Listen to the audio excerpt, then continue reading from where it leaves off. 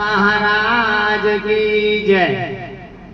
सभा में बैठे છીએ આપણે ભજનમાં સાહેબ અને આવા જ્ઞાની મહાપુરુષો ઉપસ્થિત હોય ને આપણે જેનો નાદ ના કરીએ સાહેબ, જેનો નાદ થવો જોઈએ।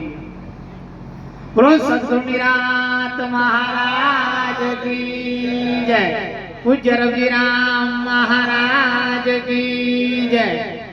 સદગુરુ શ્રી ભૂપતરામ મહારાજ કી જય। અને અડાલજ થી પધારેલા અમારા મધુબા મહારાજ કી જય। સર્વે હરિગુરુ સંત કી જય। ખૂબ સરસ આજનો આ પવિત્ર અને પાવનકારી પ્રસંગ પૂજ્ય ભૂપતરામ મહારાજના દ્વારે આ કાકોશ્રીની પાવન ધરા ઉપર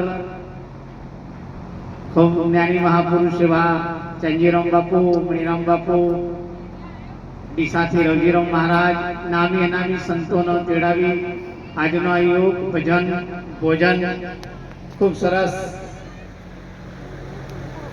સંત સમાગમ કરે સર્વથી ઉચ્ચ કહાવે, સંત સમાગમ કરે સર્વથી ઉચ્ચ કહાવે, વામે સગડા દુઃખ સુખ શરણાગત પાવે। પ્રથમ જય શ્રી રામ વદનથી વચન ઉચ્ચારે, પૂર્ણ જેના ભાગ્ય આવા સંત દ્વાર પધારે। સાહેબ જીવનની અંદર જો આ મનુષ્ય જીવન આપણને એક અણમોલ મળ્યું છે અને અણમોલ જીવનની અંદર આ મનુષ્ય દેહ એડે ના જાય એના માટે આ સંતો રાત દિવસ જાગરણ કરતા હોય છે અને આ મનુષ્ય દેહને કંઈક કરી કે ભાઈ ઠરસ, કારણ કે આ મનુષ્ય દેહ એવો એક અણમોલ દેહ છે, એવું અણમોલ રતન છે, પણ આપણા સમજણમાં નથી ને ત્યાં સુધી આપણા જીવનની અંદર કંઈ જ નથી।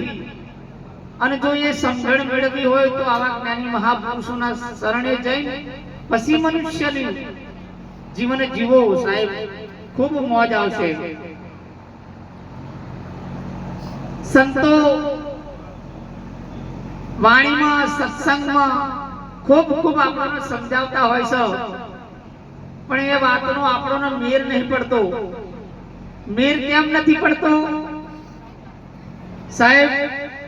કોઈ વાત હોય અને જ્ઞાની મહાપુરુષને જો આપણે સમજાવીએ ને તો સમજી જાય।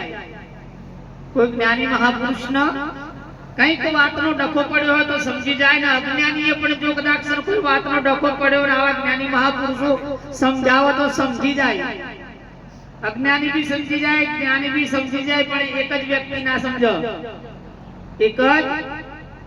એક જ વ્યક્તિ ના સમજે।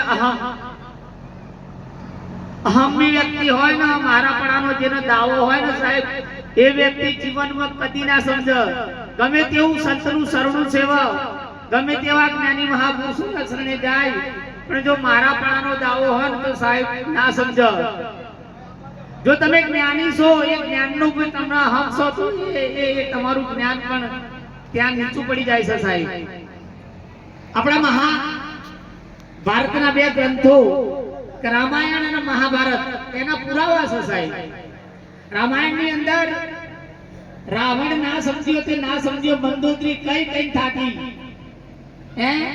પણ એ મારા પણાનો દાવો ના છોડે। એનું સાવ સોનાની લંકા હતી, એના સાવ સોનાની લંકા હતી, પણ એને મારા પણાનો દાવો હતો તો સાવ સોનાની લંકા એને નાશ થઈ સાહેબ। બીજો મહાભારત ની અંદર દુર્યોધન એક એવું પાત્ર હતું અહમની કે કોઈનું કેવું નતો કરતો। ભીષ્મ પિતા ગુરુ દ્રોણાચાર્ય કોઈનું કેવું ના કરે, બસ છેલ્લે જ્યારે કૃષ્ણ પરમાત્મા એ નગરીની અંદર ગયા અને કીધું કે ભાઈ એક 5 ગામ આપ, આ ઇન્દ્રપ્રસ્થ નથી જોઈતું, પણ એ 5 ગામ આપ, પણ એ અહમના રીતે ના માન્યો। એક હોયની અણી જેટલું કે ના આલું,